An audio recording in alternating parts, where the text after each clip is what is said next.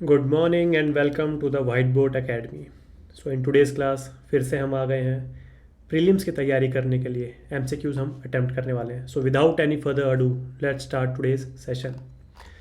The first question is regarding the administration of oath to the governor of the state. तो इसमें हम कुछ चीज़ जान सकते हैं। पहली चीज़ क्या है? President appoints the governor. The governor works till the pleasure of president. So doctrine of pleasure यहाँ अप्लाई होता है. But the constitution has also given the term of office of governor, that is 5 years. Understood? और भी बहुत सारी चीज़ें governor के बारे में, like he will summon the houses, he will prorogue the houses, he will appoint the chief minister, that is leader of the winning party. और भी बहुत सारी चीज़ें हैं। उसके पास डिस्क्रिशनरी पावर्स होती हैं, ऑर्डिनेंस पावर होती है अंडर आर्टिकल 213। सो हम बहुत कुछ जानते हैं। बट हमसे पूछा गया है who administers oath to the office of the governor.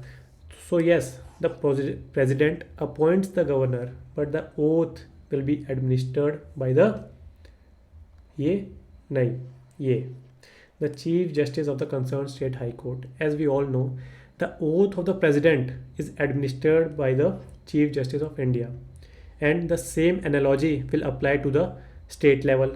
Hence the chief justice of the concerned state high court will administer oath to the office of the governor, but appoint कौन करता है? our president on recommendation of our COM. So first question हमने dissect कर दिया है। second question पे चलते हैं। Who among the following are appointed by the president on the advice of the council of minister? एक और बहुत सिंपल सवाल है। प्रेसिडेंट अपने आप से बहुत ही कम काम करता है, जो उसको बोलते हैं हम डिस्क्रिशनरी पावर। इसके अलावा in each and every step और in every decision he has to take the recommendations of COM, which are obligatory in nature. This is the decree of none other than Supreme Court.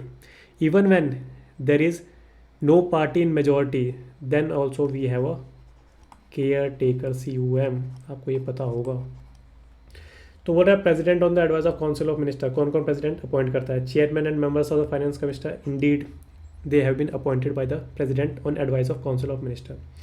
Chairman and members of election commission, हमको पता ही है आजकल बहुत इसमें cases भी चल रहे हैं। पहले हमारे पास सुप्रीम कोर्ट की ऑर्डर आई थी इन अनूप बरनवाल केस था, शायद से याद कर लेना, अनूप बरनवाल केस था। देन हमारे पास पार्लियामेंट का वापस एक बिल जो कि पास हो चुका है वो आ गया। तो इस सुप्रीम कोर्ट में अनूप बरनवाल जजमेंट में क्या था? that chief election commissioner and other election commissioners will be recommended by a panel which consists of CJI plus PM plus leader of opposition. Now the parliament has passed a bill. In this bill, a particular provision has been removed. This CJI post has been removed and a union cabinet minister has been introduced. तो ये एक बार आप जाके revise कर लेना, देख लेना। And third is the attorney general India of India and solicitor general of India. तो ये ध्यान से देखोगे तो ये तीन नहीं, 4 स्टेटमेंट है। Attorney general of India, Indeed article 76, it is appointed by the president on the advice of council of minister. Attorney general of India के बारे में एक और बहुत खूबसूरत चीज़ है, इसकी सैलरी नहीं होती, इसके पास एक चीज़ होती है, उसको बोलते हैं हम retainer, and this retainer is decided by the president and not by the parliament. तो आपको क्या बोलेगा? The retainer has been decided by the parliament, so that is incorrect. President करता है। अटॉर्नी जनरल ऑफ इंडिया वापस doctrine of pleasure पे काम करता है, किसकी? प्रेसिडेंट पे काम करता है। कन्वेंशनली जैसे ही हमारी पार्टी गिरती है then attorney general of India will also resign. तो ये मैंने क्या बोला? कन्वेंशन है ये, ठीक है, कोई रूल नहीं है। तो attorney of general of India is indeed a constitutional office, but the solicitor general of India is not a constitutional office, and दस द प्रेसिडेंट इसको नहीं करता, but union cabinet on appointments, हाँ यही है, एक कमिटी है, कैबिनेट कमिटी ऑन अपॉइंटमेंट्स, वो इनको सेलेक्ट करती है। Solicitor general of India and solicitor general of India is not a constitutional post, तो ये भी आपको याद रखनी है।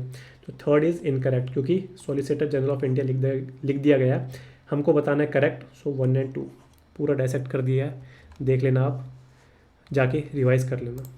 Next question, third question, when does the model code of conduct for guidance of candidates and political parties comes into effect. तो भाई ये बहुत सिंपल सा क्वेश्चन है, जैसे ही इलेक्शन स्केड्यूल अनाउंस होते हैं वैसे ही मॉडल कोड ऑफ कंडक्ट आ जाता है। ये आई थिंक 1960s में है, पर अप्रॉक्स शायद से 67 देख लेना जाके। केरला में पहली बार इम्प्लीमेंट हुआ था और उसके बाद हमेशा इम्प्लीमेंट होता है।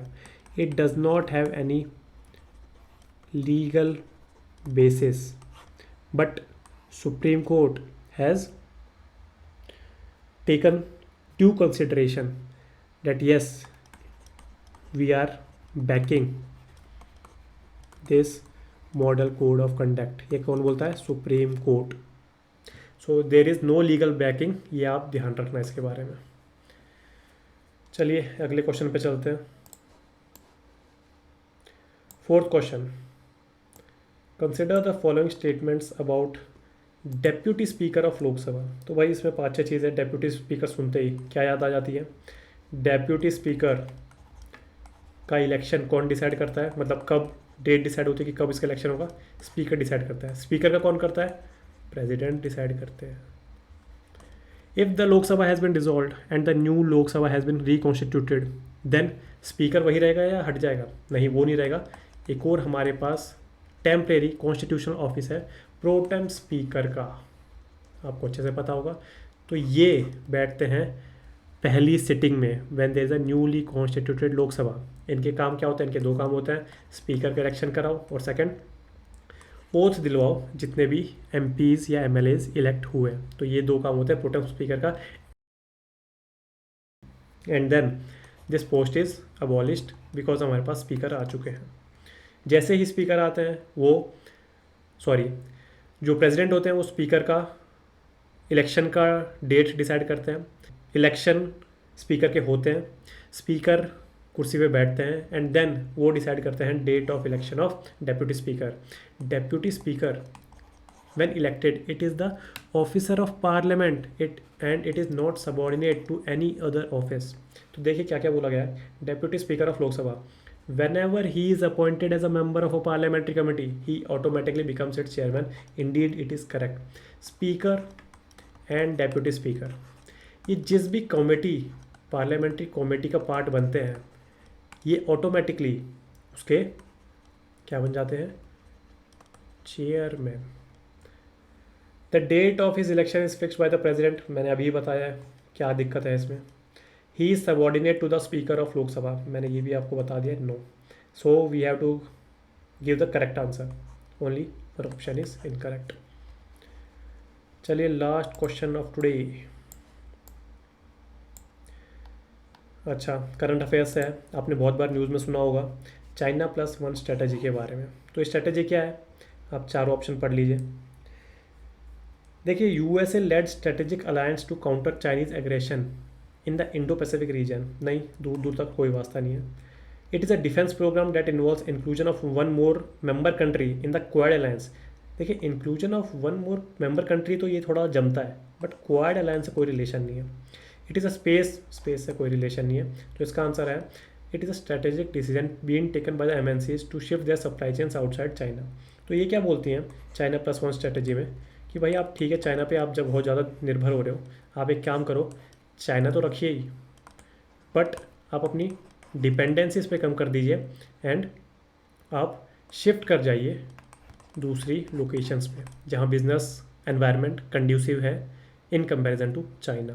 क्यों? क्योंकि China is showing its wolf warrior diplomacy, थोड़ी एग्रेसिव डिप्लोमेसी दिखा रहा है and it is giving challenge to the present hegemony of the USA।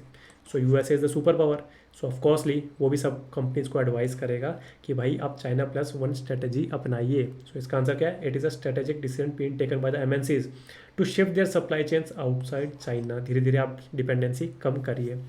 सो ये थी आज की हमारी prelims regarding MCQs. Hope so आपकी प्रीलिम्स की तैयारी अच्छी चल रही होगी। हम मिलते हैं नेक्स्ट वीडियो में, तब तक के लिए गुड बाय एंड जय हिंद।